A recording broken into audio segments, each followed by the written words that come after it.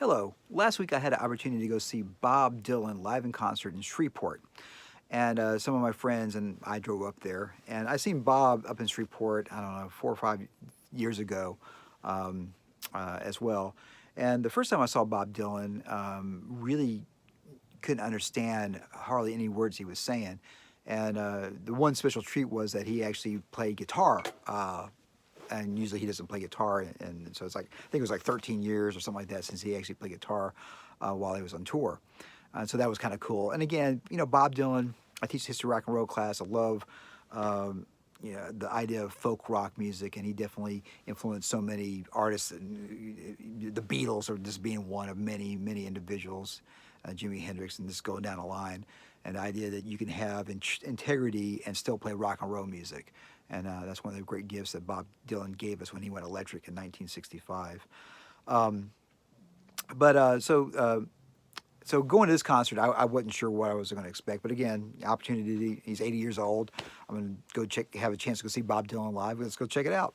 So go over there, and he plays through his new album, Rough and Rowdy Ways, and really kind of more mature observations about his life and asking questions. No clear verses, no clear choruses for the most part. And this time I could understand him better, but like every fourth word was still a little bit. Mumble is not the right word, but it's hard. And I don't know if it's a sound system. They had a sound system cranked up a lot for his vocals. I always carry earplugs whenever I go to concerts, and if it gets too loud, I put them in because I make my living with my ears. So I definitely need to be able to hear after a concert.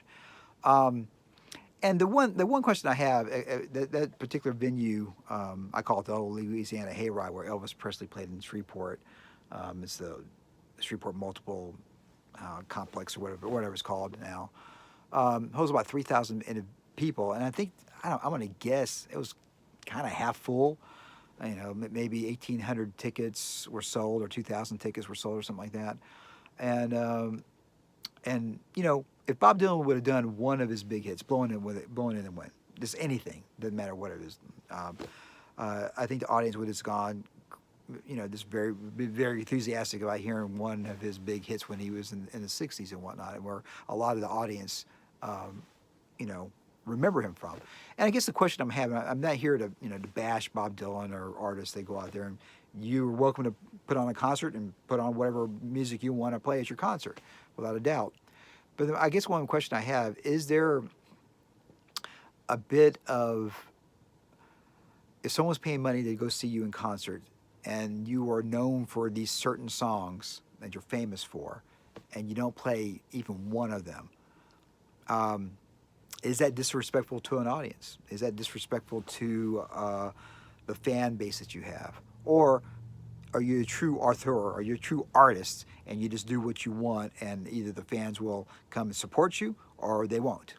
So it's kind of an interesting question. I've been trying to think about how to say this for the last couple of days, and again, I truly believe Bob Dylan can do what he wants. People pay money to see Bob Dylan. Everybody got to say they got to see Bob Dylan. Unfortunately, I got to see Bob Dylan twice in my life. I guess the question though is, would one song take away your integrity of what you're trying to do?